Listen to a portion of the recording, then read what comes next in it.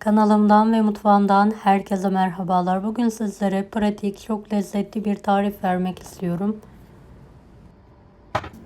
Tarifimize ilk olarak kremamızı hazırlayarak başlayalım. Uygun bir tencereyi yarım su bardağı toz şeker alalım. Üzerine 2 yemek kaşığı un, 1 yemek kaşığı nişasta,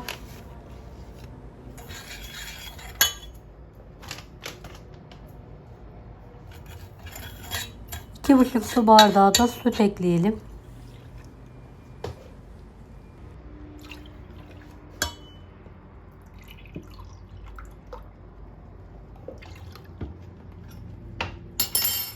Tüm malzemeyi pürüzsüz olana kadar karıştıralım.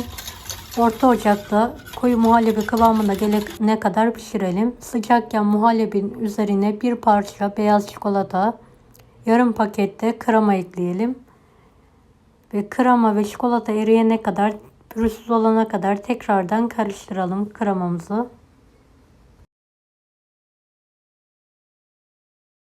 Evet, kremamızı buzdolabına kaldırarak soğumaya bırakalım. Hamuru için 2 adet yumurtayı uygun bir kaba kırarak alalım. Evet, mikser yardımıyla karıştırmaya başlayalım. Yarım su bardağından biraz fazla olacak şekilde azar azar şeker ekleyerek karıştırmaya devam edelim. Yarım çay bardağı sıvı yağ ekleyelim ve karıştıralım. 1 su bardağı süt ilavesi yapalım.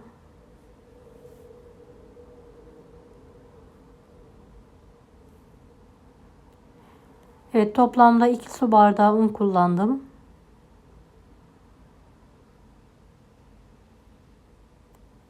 Yarım paket kabartma tozu. Yarım pakette kakao ekliyorum. Bir pakette varsa vanilya ekleyin. Bende kalmadığı için ekleyemedim. Tüm malzemeyi pürüzsüz olana kadar mikser yardımıyla karıştıralım.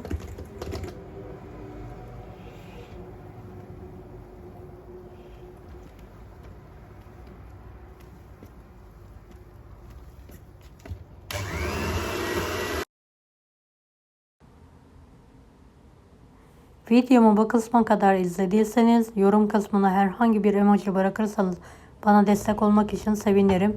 Yarım su bardağı su ilavesi yaparak karıştırmaya devam edelim.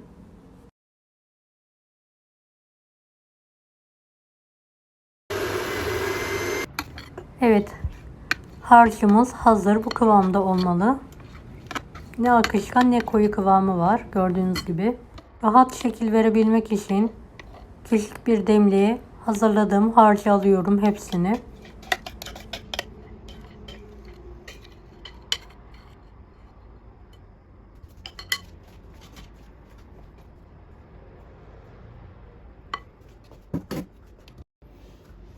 Evet, pişmeye artık hazır.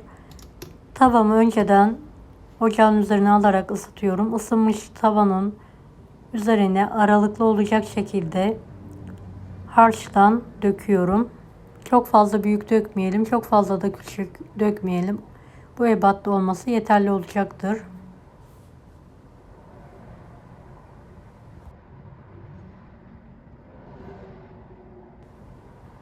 Sizler de benim gibi demlik kullanarak pişirebilirsiniz. Hem pratik hem de muntazam oluyor. Evet, tek tarafı piştikten sonra ve üzeri kabuk bağladıktan sonra ters çeviriyorum. Diğer taraflarını da pişiriyorum. Orta ateşte pişirmenizi tavsiye ederim. Çok harlı olmasın, çok da kısık olmasın. Pişen hamurlarımı soğuması için uygun bir tepsiye alıyorum. Kalan hamuru aynı yöntemle dökerek pişirmeye devam ediyorum.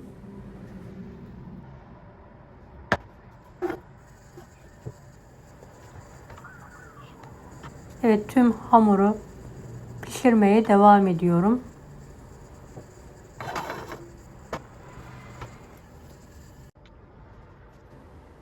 Evet, bir de yakından göstermek istiyorum.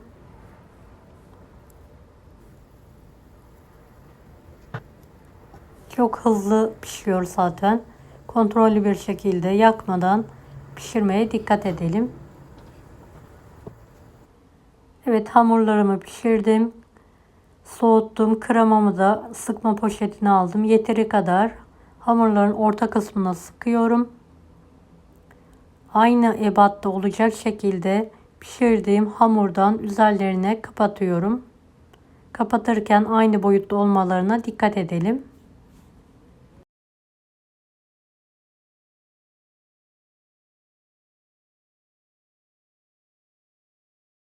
Evet, bu şekilde hazırladıktan sonra üzerinin çikolatasını eritene kadar buzdolabında dinlenmeye bırakalım.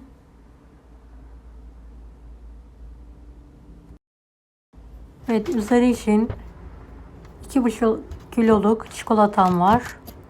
Bir karesini küçük parçalara ayırarak eritmeye bırakacağım.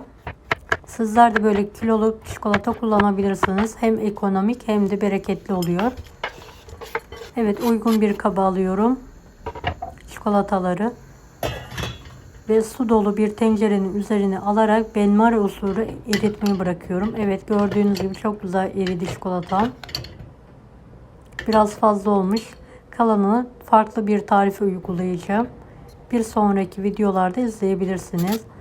Evet, buzdolabında dinlendirdiğim hamurları çıkartıyorum ve her tarafına gelecek şekilde erittiğim çikolatalara buluyorum. Ve fırın kağıdı üzerine alıyorum aralıklı olacak şekilde. Hem pratik hem de gerçekten çok lezzetli.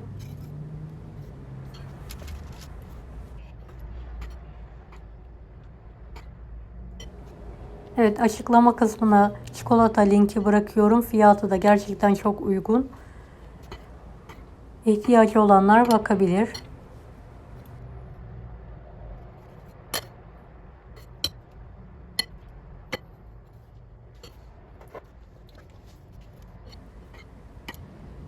Evet, kalanları da çikolataya buluyorum.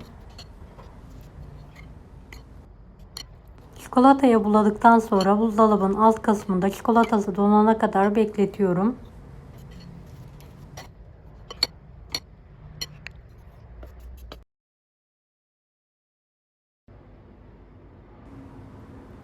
Evet, hepsini çikolataya buladım. Donduktan sonra üzerine bir miktar çikolatadan poşete aldım. Ucunu ince keserek üzerlerine şerit halinde sıkıyorum. Ve tekrardan buzdolabına kaldırarak üzerinin çikolatası donana kadar bekletiyorum. Evet, kalan hamurları da aynı yöntemle pişirmeye devam ediyorum. Bunları da çikolatayı bulamadan direkt arasına krema koyarak ikram etmeyi düşünüyorum. Dilerseniz hepsini de çikolataya bulayabilirsiniz. Evet, arkalı önlü olacak şekilde hamurlarımı kontrollü bir şekilde pişirmeye devam ediyorum. Evet, pişirdiğim hamurları kalan kremayı ortasına yeteri kadar sıkıyorum. Aynı boyuttaki hamurları üzerine kapatıyorum.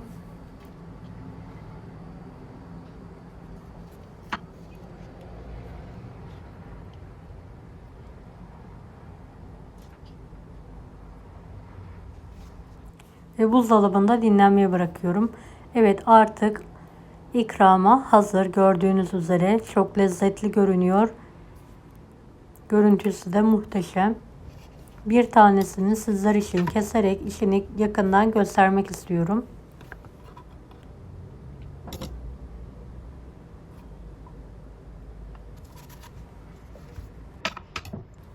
Deneyecek olanlara şimdiden kolaylıklar dilerim. Kanalıma ücretsiz abone olmayı unutmayın. Bir dahaki videolarda görüşmek üzere. Allah'a emanet olun. Hoşça kalın. Daha farklı tarifler için bunları da izlemeyi unutmayınız.